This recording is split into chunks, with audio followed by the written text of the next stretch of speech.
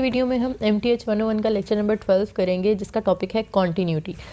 यानी इसमें हमने देखना है कि फंक्शन जो है ना वो कॉन्टीन्यूस किस तरह से होते हैं, और लिमिट्स को भी हम देखेंगे कि लिमिट्स जो हैं वो कॉन्टीन्यूस किस तरह से होती हैं और डिसकॉन्टीन्यूस कैसे होती हैं। तो सबसे पहले आपने 3 पॉइंट्स अपने माइंड में रखने हैं कि कोई भी फंक्शन है, चाहे वो f(x) की फॉर्म में, g(x) की फॉर्म में, h(x) की फॉर्म में, नोटेशन कोई भी हो सकती है।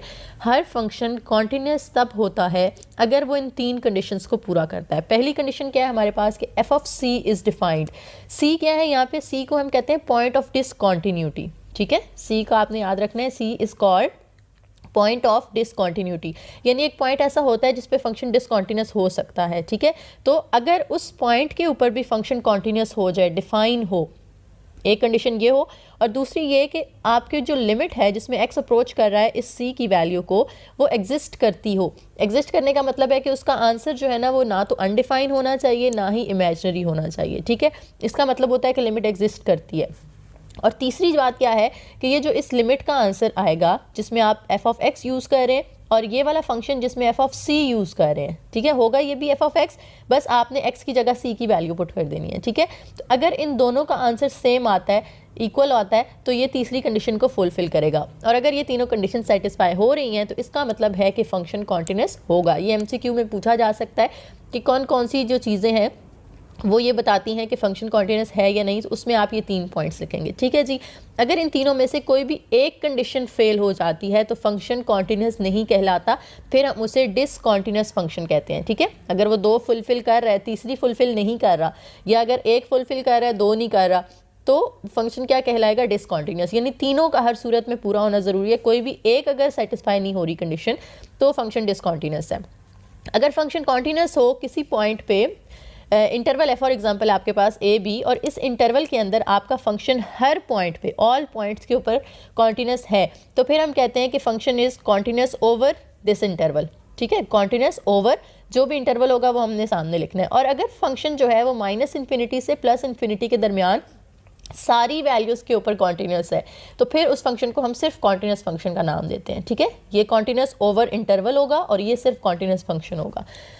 हाँ, एग्जाम्पल है हमारे पास f(x) is equal to x² - 4 over x - 2। आप बताएं कि ये कॉन्टीन्यूस है या डिसकॉन्टीन्यूस है। तो देखिए, अगर हम यहाँ पे x की जगह 2 पुट करते हैं ना, तो इसका आंसर अनडिफाइन हो जाता है, लिमिट एग्जिस्ट नहीं करेगी। तो ये कंडीशन अनसेटिस्फाई हो गई ना, लिमिट एग्जिस्ट करनी चाहिए। तो अगर हम इसके अंदर 2 पुट करते हैं, इसकी जगह 2 पुट करते हैं, तो लिमिट जो है वो क्या हो जाती है? अनडिफाइन हो जाती है। तो इसलिए हम कहते हैं कि ये डिसकॉन्टीन्यूस फंक्शन है। और c की वैल्यू यहाँ पे क्या होगी? जैसे हमने ऊपर लिखा था, लिमिट x अप्रोच करता है c को, तो c की वैल्यू हम यहाँ पे 2 लिखेंगे, क्योंकि 2 एक ऐसा पॉइंट ऑफ डिसकॉन्टिन्यूटी है जहाँ पे ये फंक्शन डिसकॉन्टिन्यूस हो रहा है। ठीक है, ऊपर हमने कहा था ना c is called point of discontinuity, तो वो पॉइंट जिस पे ये फंक्शन डिसकॉन्टिन्यूस हो रहा है वो कौन सा है? 2 है, क्योंकि यहाँ अगर 2 पुट करें तो 2 - 2 0 होता है, और अगर ओवर के नीचे 0 आ जाए तो हमारा आंसर अनडिफाइन हो जाता है। ठीक है, तो अगर आंसर अनडिफाइन है इसका मतलब है कि f(c) जो है वो डिफाइंड नहीं है, ये भी कंडीशन फॉल्स हो गई, और लिमिट भी एग्जिस्ट नहीं कर रही, तो इसलिए ये जो फंक्शन होगा हमारा वो डिसकॉन्टीन्यूस कहलाएगा।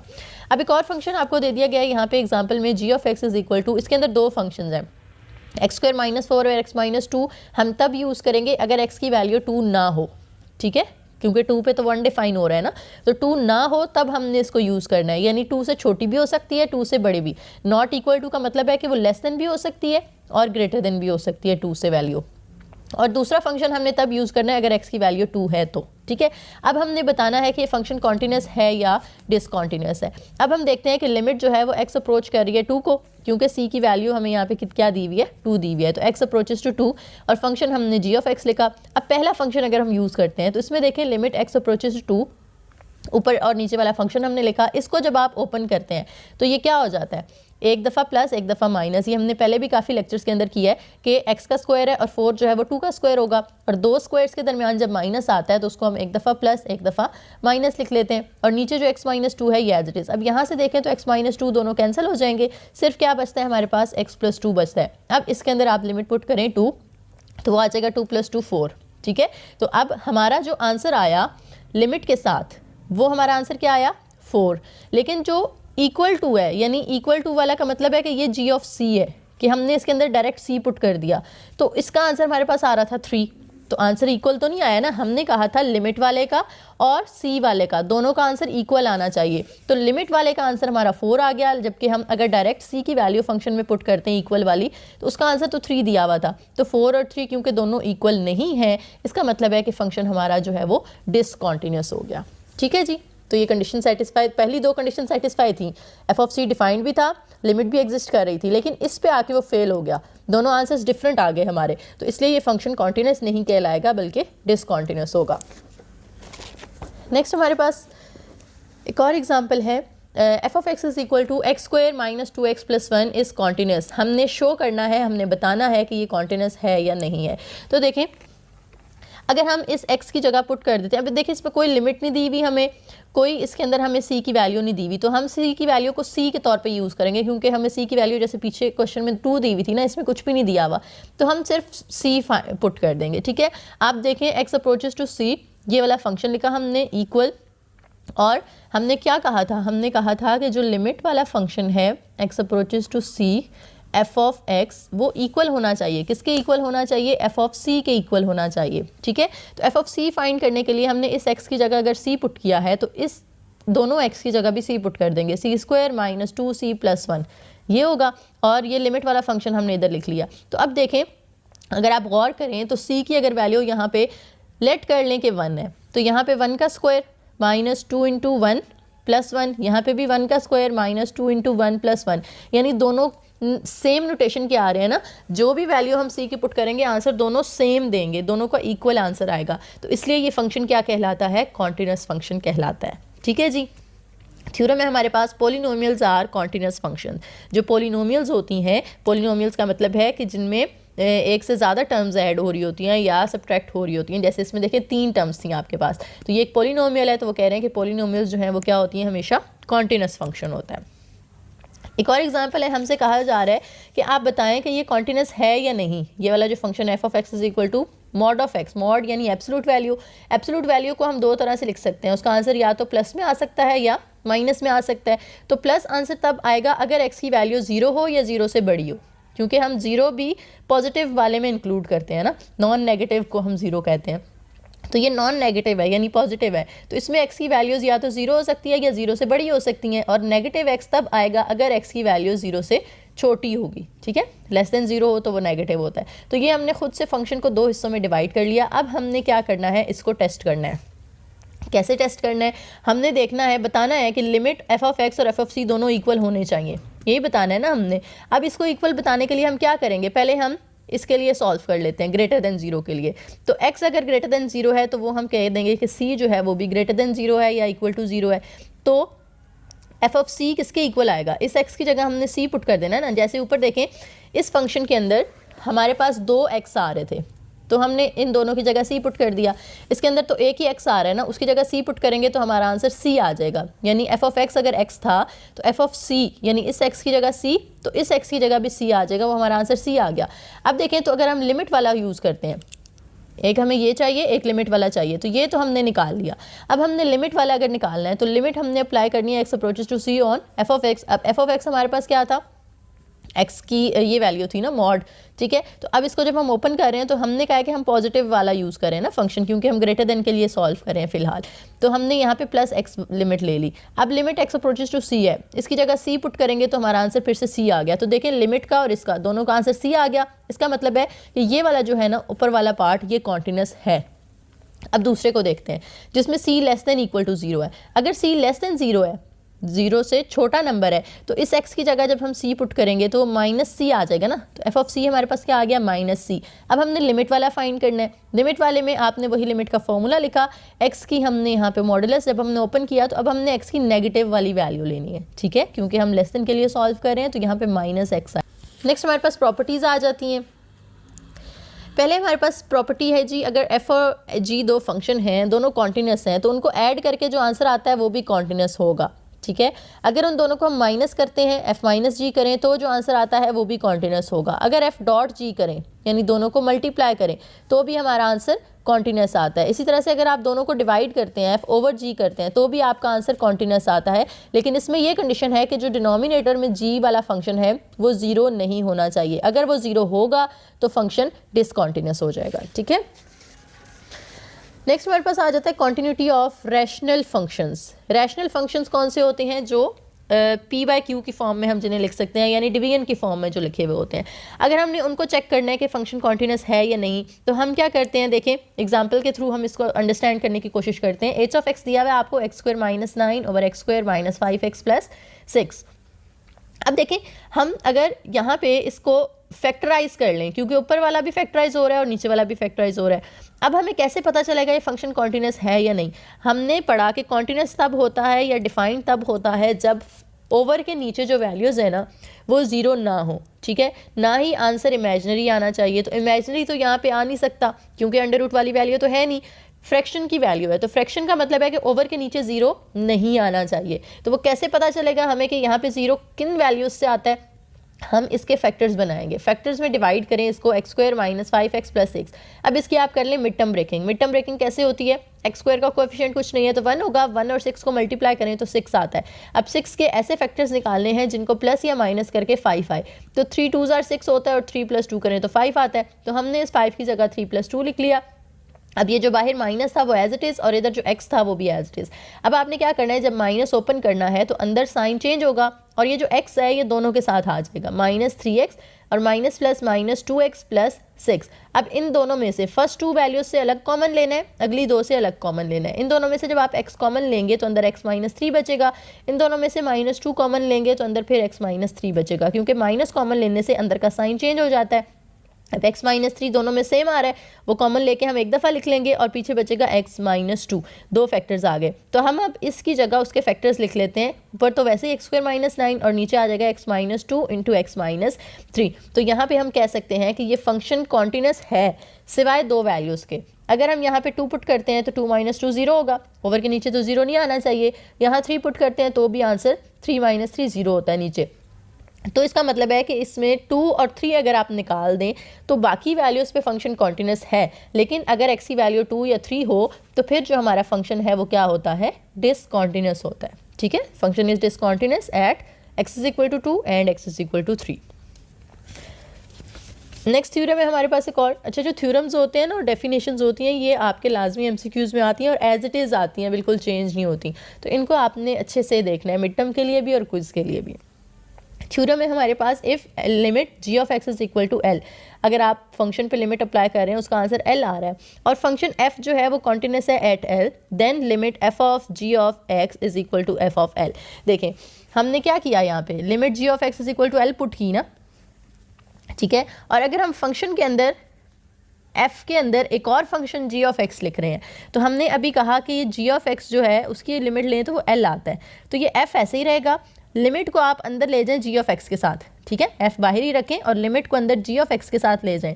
अब लिमिट g ऑफ x तो हमने कहा कि l के इक्वल होती है, तो ये f इंटू इस सारे की जगह हम l लिख देंगे तो वो इक्वल आ जाता है f ऑफ l के। एग्जाम्पल करते हैं, limit x approaches to 3 mod है 5 माइनस एक्स स्क्वायर है। यहाँ पे ना कंपोजिट फंक्शंस वाला कॉन्सेप्ट आ रहा है, आपको याद होगा अगर आपने कंपोजिशन ऑफ फंक्शंस पढ़ा है या डीकम्पोजिशन पढ़ा है। तो यहाँ पे हमने फंक्शन को डीकम्पोज करना है, यानी 2 हिस्सों में डिवाइड करना है। जैसे देखें यहाँ पे मॉड है और 5 माइनस एक्स स्क्वायर है। तो आप देखें यहाँ पे कि मॉड वाला फंक्शन हम अलग ले लेते हैं, अंदर वाला फंक्शन हम अलग ले लेते हैं, ठीक है। इनर फंक्शन को हमने g ऑफ x को लिख लिया अलग 5 माइनस एक्स स्क्वायर, और जो बाहर मॉड था उसको हमने कह दिया f ऑफ x और इज़ इक्वल टू जो भी इनर फंक्शन हम लिखते हैं ना उस पूरे की जगह आपने x लिख देना होता है। हमने इनर फंक्शन ये पूरा निकाला है ना 5 माइनस एक्स स्क्वायर, तो इस पूरे की जगह आपने x लिख देना है, बाहर जो मॉड है वो वैसे ही रहेगा। अब हमने इसे कर लिया 2 हिस्सों में डिवाइड, यानी f ऑफ x जो है वो x है और g of x minus 5 minus x square है। अब हमने ऊपर पढ़ा कि अगर फंक्शन इस तरह से कंपोजिट फॉर्म में हो तो हम क्या करते हैं, लिमिट को अंदर लेके जा सकते हैं, ठीक है। अगर आप ये नहीं करना चाहते ना बीच में तो भी कोई मसला नहीं है, आप डायरेक्ट क्या करें, लिमिट को मॉड के अंदर ले जाएं। बताने का मकसद यही था इनको अलग अलग करने का, ताकि आपको पता चले कि लिमिट को हम f की बजाय अंदर g के साथ लिख सकते हैं, जैसे हमने ऊपर लिखा। तो वो आप डायरेक्ट भी कर सकते हैं कि लिमिट x अप्रोचेस टू 3 है, आप इसको उठा के मॉड के अंदर ले जाएं, ठीक है। ये लिखा हुआ था, हमने मॉड बाहर लिख लिया और लिमिट को मॉड के अंदर लिख लिया इस फंक्शन के साथ। अब आप इस पर लिमिट अप्लाई कर दें, 5 as it is minus x का स्क्वायर है तो यहाँ पे 3 का स्क्वायर आ जाएगा, और 3 का क्योंकि हमारे पास x की वैल्यू यहाँ पे किसको अप्रोच कर रही है, 3 को, तो 3 का स्क्वायर 3 स्क्वायर 9 होता है, 5 माइनस 9 करें तो 4। अब आप इसका मॉड खोलें, नेगेटिव अगर वैल्यू हो तो उसका आंसर भी पॉजिटिव आता है, और अगर पॉजिटिव वैल्यू है तो उसका आंसर भी पॉजिटिव आता है जब आप उसका मॉड ले लेते हैं, एब्सोल्यूट वैल्यू ले लेते हैं। ठीक है, तो यहाँ पे क्लियर हो गया आपको, आसान सा था, मतलब जैसे आप लिमिट अप्लाई करते हैं, बस ये है कि आपने पहले मॉड नहीं ओपन करना। ठीक है, आपने पहले लिमिट अंदर ले जानी है, लिमिट ओपन करनी है, बाद में मॉड ओपन होगा, क्योंकि पहले मॉड ओपन करना थोड़ा सा यहाँ पे मुश्किल है हमारे लिए। नेक्स्ट एक और थ्योरम है हमारे पास, if function g is continuous at point c and function f is continuous at point g of c, then composition f of g of x is equal to f of g of x। यानी जैसे हमने composite functions पढ़े हैं ना पीछे, वही थोड़ा सा कॉन्सेप्ट आपका उन्होंने रिवाइज करवा दिया कि अगर f कॉन्टिन्यूस है और g कॉन्टिन्यूस है, दोनों अगर कॉन्टिन्यूस है तो उनका जो कंपोजिट फंक्शन होगा वो भी कॉन्टिन्यूस होगा। ठीक है, जैसे देखिए यहाँ पे आपको ग्राफ में दिया गया है, यहाँ पे ग्राफ से अगर आपको पूछा जाए ना, पेपर में ग्राफ दिया हुआ है और आपसे पूछा जाता है कि बताएं ये फंक्शन कॉन्टिन्यूस है या नहीं और डिसकॉन्टिन्यूस है तो कहाँ पे है। ठीक है, तो कैसे पता चलता है, अगर ये जो सर्कल है ना ये फिल हुआ हुआ है तो इसका मतलब है कि उस पॉइंट पे फंक्शन कॉन्टिन्यूस है। जिस पॉइंट पे सर्कल खाली होगा, उसको फिल नहीं किया हुआ, एम्प्टी सर्कल बनाया है, उसका मतलब है कि अब फंक्शन आपका यहाँ पे डिसकॉन्टिन्यूस है। जैसे इस एग्जाम्पल में देखें तो हमारा ए के ऊपर सर्कल एम्प्टी है, तो हम कहेंगे function is discontinuous at A. इसमें बी के ऊपर है तो function is discontinuous at B, और इसमें दोनों फिल हैं तो इसका मतलब है फंक्शन पूरे का पूरा कॉन्टिन्यूस है एट ए एंड बी। उसके बाद थ्योरम्स हैं आपके पास, a function is called continuous from the left at point C. अच्छा, अब यहाँ पे तीनों वही सेम चीज़ें जो हमने इस लेक्चर के स्टार्ट में पढ़ी हैं, तीन कंडीशंस पढ़ी थी ना हमने कि फंक्शन कॉन्टिन्यूस कब होता है, एफ ऑफ सी डिफाइंड हो, लिमिट एग्जिस्ट करती हो और लिमिट और एफ ऑफ सी का आंसर इक्वल है। ठीक है, अब यही सेम हमने तीनों पॉइंट्स लिखने हैं उस लिमिट के लिए जो लेफ़्ट साइड से अप्रोच कर रही है। ठीक है, तो फंक्शन लेफ़्ट साइड से होगा, इसको हम आसान अल्फाज में कहते हैं left hand limit, left hand limit. ठीक है, और इसमें हम क्या करते हैं, जो c होता है ना लिमिट में, x जिसको अप्रोच कर रहा होता है उसके ऊपर छोटा सा नेगेटिव यानी छोटा सा माइनस लगा देते हैं, जो कि हमें सिर्फ ये बता रहा होता है कि ये लेफ्ट हैंड लिमिट है। ये नेगेटिव आपने पुट नहीं करना होता इसके अंदर, जब आप सॉल्व करते हैं ना तो पुट नहीं करना होता, बस ये हमें निशानी के तौर पे होता है कि आपको पता चल जाए कि लेफ्ट हैंड लिमिट है। इसी तरह से फंक्शन जो है वो राइट साइड से कॉन्टिन्यूस तब होता है अगर हम c के ऊपर छोटा सा पॉजिटिव लगा दें। तीनों कंडीशन सेम है, एफ ऑफ सी डिफाइंड हो, लिमिट एग्जिस्ट करती हो और लिमिट का आंसर एफ ऑफ सी के आंसर के इक्वल हो। बस आपने क्या फ़र्क है यहाँ पे कि आपने छोटा सा पॉजिटिव लगा दिया, जो कि हमें इस बात की निशानदेही कर रहा है कि फंक्शन जो है वो राइट साइड से कॉन्टिन्यूस है। इसे हम कहेंगे right hand limit, right hand limit. ठीक है, तो लेफ्ट हैंड लिमिट और राइट हैंड लिमिट का आपने यहाँ पे थोड़ा सा इंट्रो कर लिया। अब हम एक और थ्योरम करते हैं, F of x is continuous on A B, close interval है, ध्यान रखें यहाँ पे क्योंकि स्क्वायर ब्रैकेट्स लगी हुई हैं यानी ए और बी शामिल हैं इसके अंदर। तो फंक्शन उस क्लोज इंटरवल के ऊपर कॉन्टिन्यूस कब कहलाता है, उसके लिए भी तीन कंडीशंस हैं कि फंक्शन कॉन्टिन्यूस होना चाहिए उस पूरे सारी वैल्यूज़ के अंदर, फंक्शन कॉन्टिन्यूस होना चाहिए लेफ्ट साइड से भी और फंक्शन कॉन्टिन्यूस होना चाहिए राइट साइड से भी, यानी फंक्शन पूरे इंटरवल के ऊपर भी कॉन्टिन्यूस हो, लेफ्ट साइड से भी कॉन्टिन्यूस हो, राइट साइड से भी कॉन्टिन्यूस हो। इसे हम कहते हैं कि फंक्शन उस पूरे इंटरवल के ऊपर कॉन्टिन्यूस होगा। एग्जाम्पल देखिए हमारे पास, show that f of x is equal to square root 9 minus x square is continuous on closed interval 3, देखें अब हमें इसमें ए और बी की वैल्यूज़ दे दी गई हैं। ठीक है, और वैल्यू क्या है 3 है, तो हमने अप्रोच करना है किसको, 3 को, एक -3 से एक +3 से। अब देखिए अगर हम -3 से लेफ़्ट साइड से हम किसको अप्रोच करेंगे, -3 को, और राइट साइड से -3 को, क्योंकि ये इस साइड पे दिया हुआ है ना तो हमने इधर से जाना है और ये इस साइड पे है तो हमने इधर से जाना है। ठीक है, पहले तो हम क्या करते हैं, तीनों ये फाइंड करनी है ना हमने, पहले हमने देखना है कि एफ ऑफ एक्स जो है वो कॉन्टिन्यूस है या नहीं है। ठीक है, तो कॉन्टिन्यूस के लिए हम क्या करेंगे, हम इसके अंदर पुट करते हैं g x approaches to c, f of x limit as it is, f of x की जगह आपने ये वाला फंक्शन पुट कर दिया और देखें कि यहाँ पे x जो है वो c को अप्रोच कर रहा है। अब c की वैल्यू हमने यहाँ पे फ़िलहाल c ही पुट करनी है। ठीक है, क्योंकि हम f ऑफ c निकाल रहे हैं ना, तो इस x की जगह आपने पुट कर देना है c और लिमिट को हम अंडर रूट के अंदर ले गए हैं। अब c का स्क्वायर तो 9 माइनस सी स्क्वायर होगा, यानी यहाँ पे f ऑफ c आ गया। ठीक है, आपने फंक्शन के अंदर x की जगह क्या पुट कर दिया, c पुट कर दिया। अब दूसरा हम देखते हैं लेफ्ट हैंड लिमिट को। लेफ्ट हैंड लिमिट किस तरह से निकालनी है, हमने 3 के ऊपर छोटा सा माइनस लगा देना है। Limit function as it is. अब एक्स अप्रोच कर रहा है किसको, 3 को, क्योंकि हमारी इधर वैल्यू तो सी की क्या है, 3 दी हुई है ना। यहाँ पे तो हमने जनरल फॉर्म सी यूज़ की, अब हमने सी की वैल्यू पुट करनी है जो कि 3 है। नेगेटिव का मतलब है लेफ्ट हैंड साइड से हम उसको अप्रोच कर रहे हैं, तो लिमिट हमने अंडर रूट के अंदर लिखी 9 माइनस एक्स स्क्वायर। अब इस एक्स की जगह हमने ये 3 पुट करना है, तो 3 का स्क्वायर। अब ख्याल रहे यहाँ पे 3 नेगेटिव क्या शो कर रहा है, हमें सिर्फ ये बता रहा है कि ये लेफ्ट हैंड है। आपने -3 नहीं पुट करना, आपने सिर्फ ये नीचे वाली वैल्यू पुट करनी है जो कि यहाँ पे +3 है, ठीक है। क्योंकि हम जब लेफ्ट साइड से आते हैं तो हमारे पास कौन सा नंबर आ रहा है, 3 आ रहा है, तो हमने यहाँ पे 3 पुट करना है बस। और 3 का स्क्वायर 9, 9 माइनस 9 करेंगे तो 0 आ गया, और ये f(3) का आंसर आया क्योंकि हमने x की वैल्यू 3 पुट की है।